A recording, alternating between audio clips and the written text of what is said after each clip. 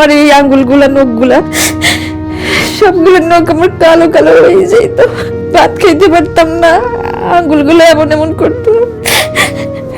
মানে আমার জীবনটা তো কষ্টের। আমার খুব মানে ছোটবেলায় বিয়ে হয়েছে আমার মামাতো ভাইয়ের সাথে, প্রেম করে রিলেশন করে আমরা বিয়ে করছি। তার সাথে সম্পর্ক ছিল 3 বছর।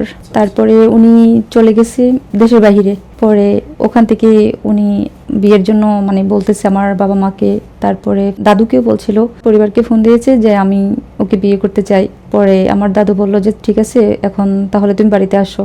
তারপর উনি বাড়িতে আসলো, আসার পরে ওনার সাথে আমার সাথে বিয়ে হবে, সবাই রাজি ছিল।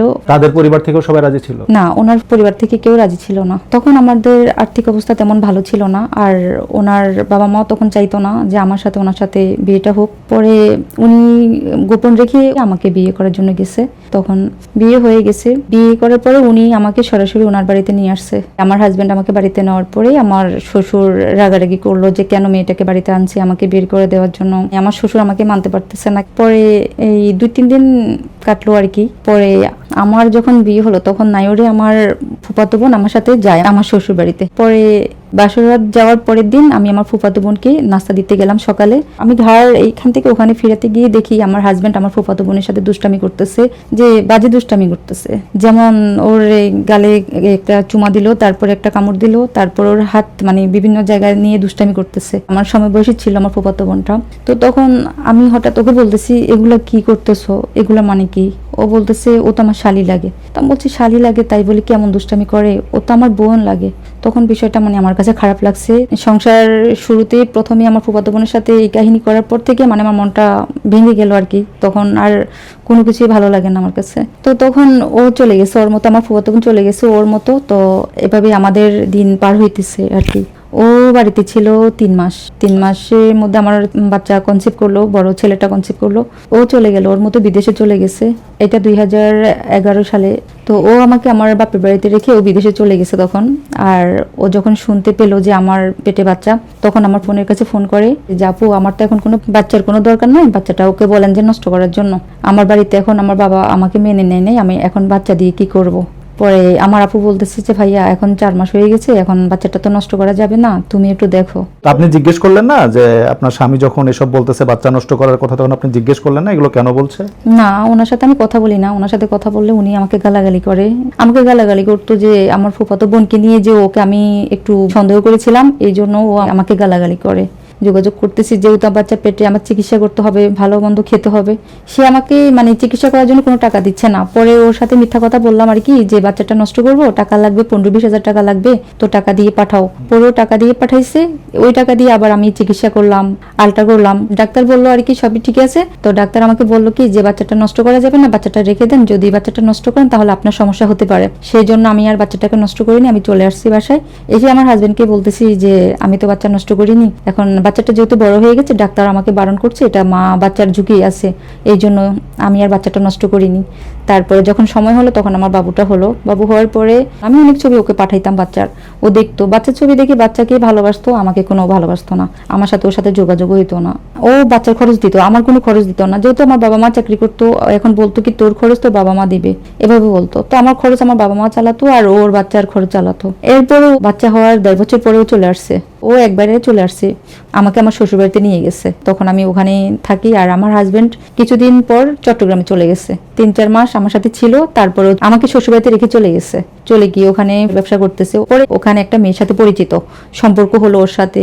পরবর্তীতে আমি শুনতে পাই সে বিয়ে করবে, চিটাঙ্গের একটা মেয়েকেও বিয়ে করবে। পরে আমি শুনে চট্টগ্রাম চলে গেছি। তারপরে আমার হাজবেন্ডকে নিয়ে আমি বাড়িতে আসি। বাড়িতে আসার পরে ওরা বলছে যে তুমি কেন বিয়ে করতে যাইতেছো, আমাদের 3টা বাচ্চা কাচ্চা আছে, ওদেরকে রেখে তুমি কিভাবে বিয়ে করতে ওখানে গেছো।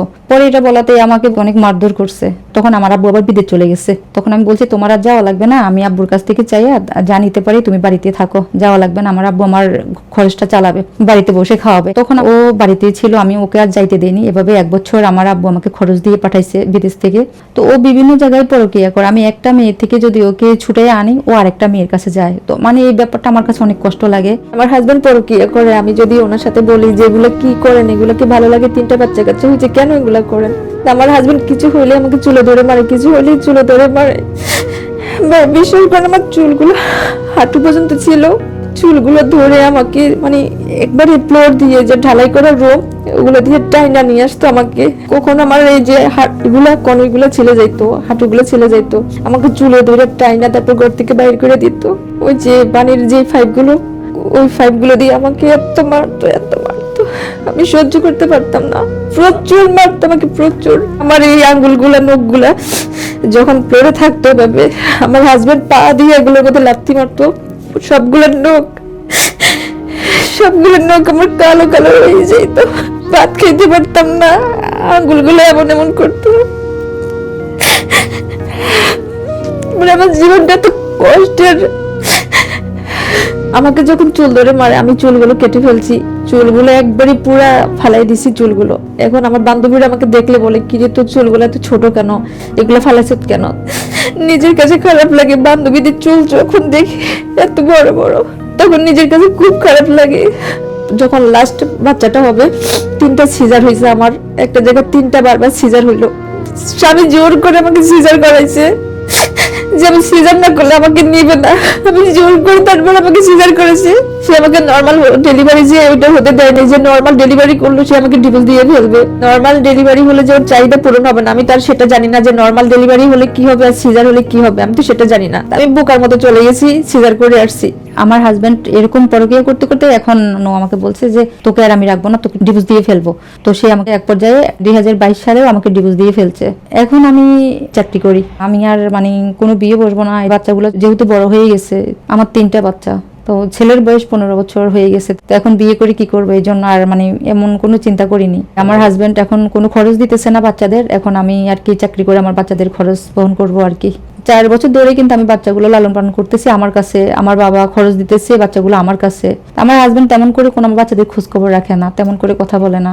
তা আমি বলছি যে এত কষ্ট করে বাচ্চাদের তো আমি মানুষ করতে পারছি, এত বড় করতে পারছি, বাকি জীবনটা আমি বাচ্চাগুলো আমার কাছে রাখতে পারবো, আমি বাচ্চা কখনো দিব না। তো আমার বাচ্চাদেরকে আমি কখনো আমার হাজবেন্ডের কাছে দেইনি, আমি আর বিয়ে শাদী করিনি, একাই থাকি।